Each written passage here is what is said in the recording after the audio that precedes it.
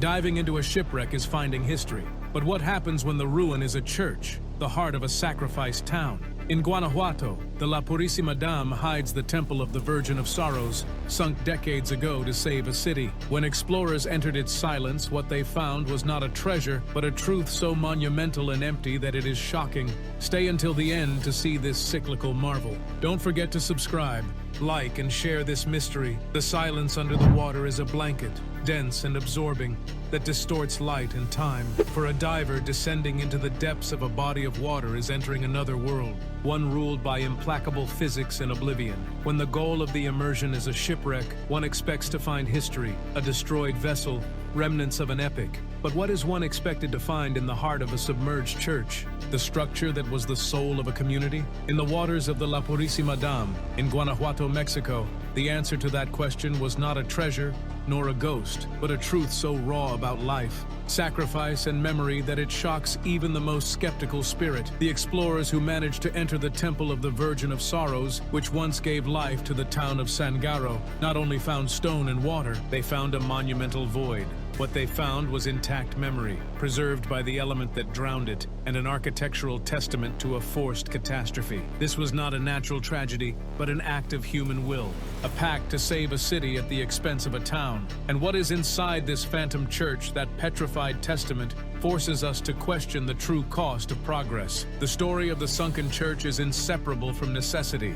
In the heart of Guanajuato, the town of San Garro was a small agrarian community whose life revolved, as was tradition, around its temple, built in the middle of the 19th century. The tranquility of its inhabitants, however, was violently interrupted by a recurrent and devastating threat: the floods that periodically scourged the nearby city of Irapuato, especially after a catastrophic event in 1973. The solution of the federal authorities, under the mandate of the then-President José López Portillo in 1979, was drastic and irrevocable: to build a dam, a massive reservoir that would function as a shield against the fury of the overflowing rivers. The chosen site for this civil engineering work, the La Purísima Dam, was the valley where San Garro and its temple had prospered for generations. The entire town, with its houses, its streets, and its cemetery, was condemned to perpetual inundation.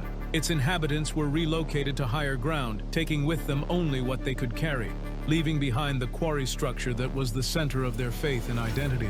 Most significantly, upon leaving, they did not demolish the church. They left it standing, as an offering or perhaps as a memento mori of their existence. The church became the physical proof of a great social sacrifice, a town given over to the waters to guarantee the safety of thousands of people. With the passage of the years, the water rose slowly and implacably, and the Temple of the Virgin of Sorrows disappeared beneath the surface. The town of San Garro became an aquatic ghost, a legend whispered among fishermen and locals. The press called it the sunken church, but its destiny is more complex and much more shocking than a simple shipwreck. Due to the variable geography of Guanajuato and the recurrent cycles of drought, the La Purísima Dam does not maintain a constant water level. The temple is therefore in a state of cyclical purgatory. Every few years, or even seasonally, when water levels drastically drop, the church rises again. What was a liquid tomb becomes a monument that emerges incompletely, with its dome and part of its atrium protruding from the waves like a melting sandcastle. This periodic resurrection is what allows for exploration, although not always through traditional diving. At its lowest point, the structure becomes accessible by kayak, or even on foot, for those intrepid individuals who dare to wade through the mix of mud and water that now occupies the sacred space. This fluctuation is key to the horror. It is not a static ruin. It is an entity that agonizes and revives. Divers and explorers not only find a ruin, but witness the slow and agonizing pulse of a memory that refuses to die. A building that resists total condemnation, preserved by the very climate that endangers it. When the water level allows it, access to the interior of the temple is an immersion in memory. Diving here is not so much a sport as an emotional archaeology. Explorers navigate by kayak to the main nave, or, if the water is low enough, they enter it on foot, with the water licking the foundations and steps. Silence is the first thing that strikes you, although there is life in the dam. Inside the church, sound is muffled to a whisper. What the explorers find inside is a scene that defies architectural logic. The church is standing, but its interior has been claimed by the ecosystem. Fish, the only perpetual witnesses as described in the accounts, swim between the quarry columns and over what was the temple floor. The altar, or what remains of it, is covered in silt and sediment. Light filters in from the holes in the roof or the broken windows, creating ghostly shafts of light that illuminate the stagnant water. The sensation is not that of a museum. It is that of a home violated by an alien element that has become permanent. The true shock, the emotional blow that divers or kayakers experience, occurs upon realizing the scale of the preservation. The quarry stone used for the construction, resistant and noble, has preserved the original engravings and architectural details from the middle of the 19th century. One can distinguish the marks on the pillars, the traces of the sprinklers or the offerings that the parishioners left. These details, however, are framed by a patina of moisture and sediment that acts as a macabre chronology. The resilience of this church, which refuses to die under the water, is the proof of a town's memory. It is such a powerful vision that it forces us to ask ourselves, are we honoring the sacrifice that was made here? If the shocking silence of this temple has impacted you, show it with a like. And if you know of any other historical structure that the water has claimed, share it in the comments. It is time to continue the immersion into the memory of San Garro. The scene inside the Temple of the Virgin of Sorrows is shocking precisely because it is a visual testimony to the passage of history under the water. There are no chests full of gold or cult figures floating ominously. There is something much more powerful, the archive of moisture. On the interior walls of the temple, the water levels have left indelible marks, like horizontal scars that trace the hydrological history of the dam. Each line, each change in color in the stone, is a silent record of the years, of the droughts and torrential rains that have dictated the destiny of this structure. The diver or the explorer is not simply looking at a wall. They are reading a chronological record of the catastrophe that began in 1979. It is a visual reminder that, even if the water momentarily retreats, its dominion over the place is absolute and permanent. The shock is intensified by the duality of the space. The temple was a place of congregation and hope. Now it is a silent fish tank, where chants and prayers resonated. Now there is only the soft dripping of water and the silent fluttering of fish. Life has adapted and claimed the sacred space, but in a purely biological form and alien to human spirituality. The fish, swimming over the remnants of what was the floor, are an unsettling symbol of nature's indifference to human drama.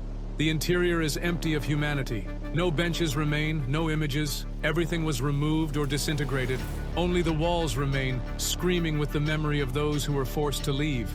From an architectural perspective, the church is a testament to resistance. Built with a solid quarry structure, it has withstood decades of immersion and cycles of drying and filling, a process that would normally destroy any masonry. The fact that the dome and much of its nave still stand, preserving the original details, is an engineering and material miracle.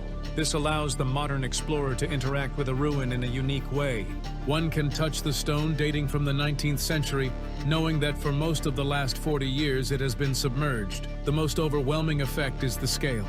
Upon finding oneself inside the vast central nave, surrounded by bare, wet walls, the explorer feels tiny before the magnitude of the sacrifice. The temple was the heart of the town, and seeing it transformed into a monumental and empty shell, dominated by the trembling reflection of the water, is an experience that transcends a simple tourist visit. It is an encounter with living history and with the indelible footprint of a loss that became necessary. The shock is the certainty that beneath the water and the mud lie, forever, the houses, the lands, and the dreams of the community of San Garro. The Temple of the Virgin of Sorrows has become a kind of modern, yet collective memento mori, reminder that you will die. A reminder that communities can also die and be sacrificed on the altar of development. Its cyclical resurgence has, ironically, turned it into a tourist attraction. Kayak tours allow visitors to get closer to the history, keeping alive the memory of the town that once existed there. This influx of visitors, however, poses its own duality. On the one hand, the tourist attention guarantees that the history of San Garro and its sacrifice are not forgotten. On the other, it turns a place of deep sadness and solemnity into a mere backdrop for photographs and adventures. The challenge for explorers, historians, and visitors is to maintain reverence. When one is inside the church, with one's feet in the mud and eyes on the scars of moisture, the true task is to imagine the bustle, the weddings, the baptisms, and the sorrows that these quarry walls witnessed before the liquid silence claimed them. The church, by resisting time and water, has become a beacon for memory. Its structure defies the logic of total destruction, forcing every generation to remember that the protection of the city of Irapuato was bought with the disappearance of an entire town. The shocking finding is not a relic in the traditional sense, but an architectural narrative of human resilience and the harshness of political decisions. It is proof that the legacy of a community can be so strong that neither a presidential decree nor 4 decades underwater can erase it. The Temple of the Virgin of Sorrows, which emerges and submerges in the waters of the La Purísima Dam, is one of the most powerful and unsettling monuments in recent archaeology. The expedition of the divers, whether by lung or kayak, does not reveal a finding of material value, but a treasure of memory and sacrifice. The shock arises from the contemplation of that bare interior, the perfection of the stone against the putrefaction of memory, the sight of the fish swimming over the old prayer floor, the stillness that replaced the fervor, and the lines of water that trace the destiny of the community are the true impact. The church is a quarry phantom that speaks of loss and survival. Preserved by the very element that condemned it, it rises cyclically as a reminder that human life, sacred places, and community ties can be sacrificed for the greater good or by urgent necessity. What is inside is not a guarded secret, but an exposed history. That of San Garro, a town that sleeps beneath the waves, guarded by the silent skeleton of its temple, whose shocking beauty lies in its perfect, monumental, and inescapable absence. This quarry temple, resurfacing from the water, is the memento mori of an entire town. What is inside is the rawest testimony of memory, a monumental void in walls that guard the secret of San Garro's sacrifice.